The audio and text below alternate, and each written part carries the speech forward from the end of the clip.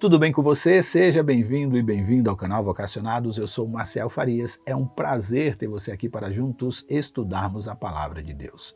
Jacó, antes de reencontrar o seu irmão Esaú, ele lutou com Deus. E é sobre isso que nós vamos estudar hoje, esta luta de Jacó com Deus. Quais as implicações para mim e para a sua vida? Como podemos repetir esta mesma luta com Deus todos os dias? Então, se você está aqui em nosso canal pela primeira vez e não está inscrito, aproveita para se inscrever, porque quando eu rodo a vinheta, na sequência a gente já volta para estudar a palavra de Deus.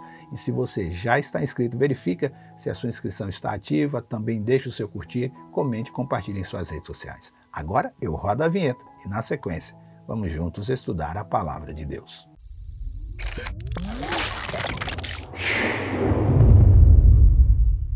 Diz a Bíblia: depois de levá-los para a outra margem, fez passar todos os seus bens. Com isso, Jacó ficou sozinho no acampamento, e veio um homem que lutou com ele até o amanhecer.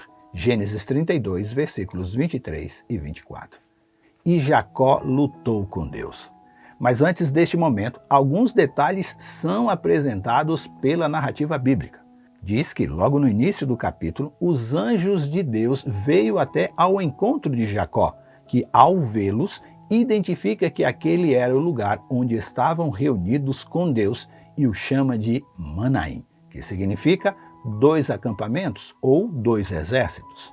Mas a quais acampamentos ou exércitos poderia estar se referindo Jacó? Se ele se referia ao acampamento de anjos e ao seu clã, um seria celestial e o outro terreno.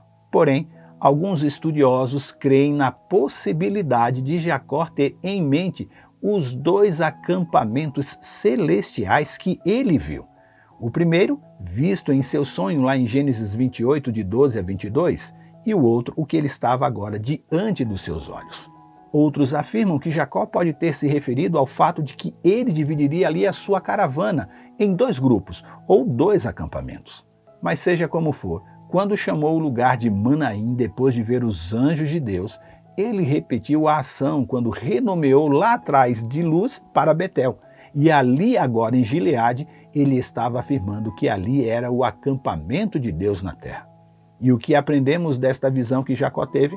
Que eu e você somos o povo escolhido de Deus e nunca estaremos sozinhos, pois os seus anjos nos protegem. Salmo 34, 7 e 2 Reis 6, 17. Porém, mesmo depois de ver os anjos do Senhor, Jacó ainda estava com medo de como seria a reação de Esaú e fez alguns preparativos na tentativa de aplacar ali a ira do irmão. Sua primeira ação foi o de enviar mensageiros para avisar o seu irmão que depois de 2 décadas ele estava voltando para Canaã. Gênesis 32, 4 e 5. E desejava ser bem recebido por ele.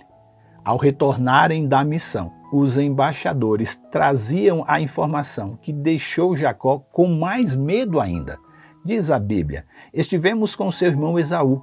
Ele está vindo ao seu encontro com um bando de 400 homens. Gênesis 32, verso 6. Na verdade, Jacó estava com medo quando saiu de Padã Arã. Depois de ouvir o relato dos seus embaixadores, ele foi apavorado. Esaú tinha ouvido a respeito da sua volta e já o aguardava. O pavor e a cautela fizeram com que Jacó dividisse então o seu grupo em 2, esperando que pelo menos metade da sua família e do seu rebanho pudesse escapar.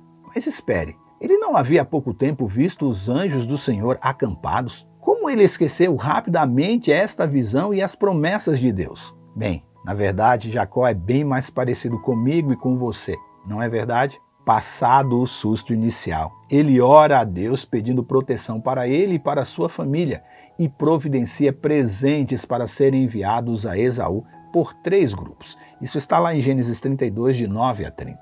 E esta foi uma tática muito inteligente, pois desta maneira o coração de Esaú foi sendo progressivamente abrandado.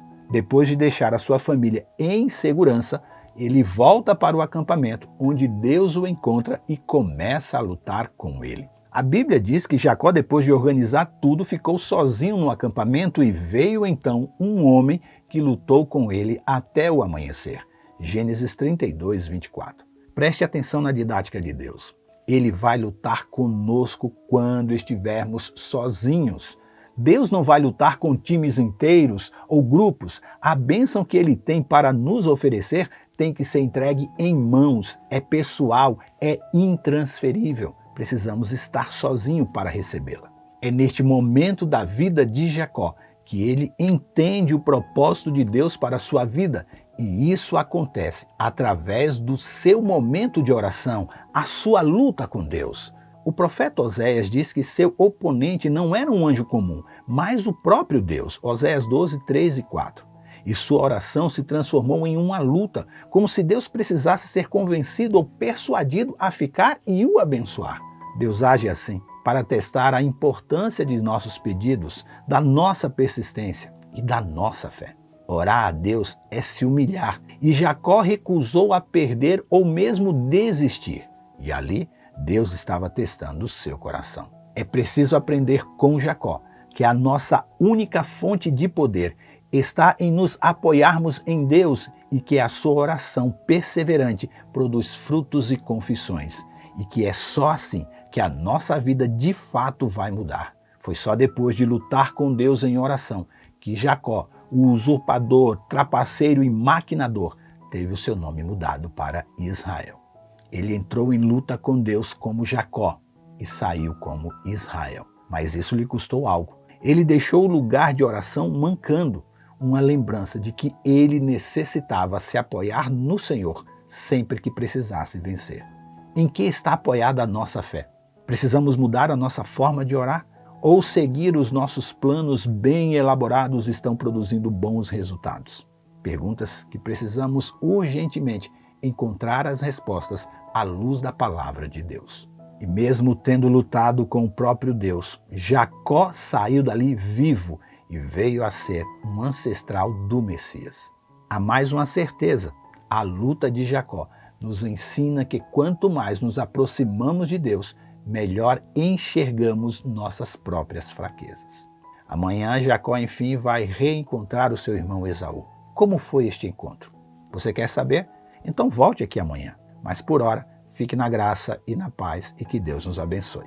Este conteúdo está no aplicativo Esperança Real e na web Rádio Ecoar.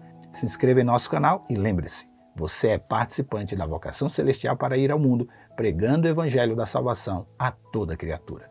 Que Deus te abençoe e até amanhã.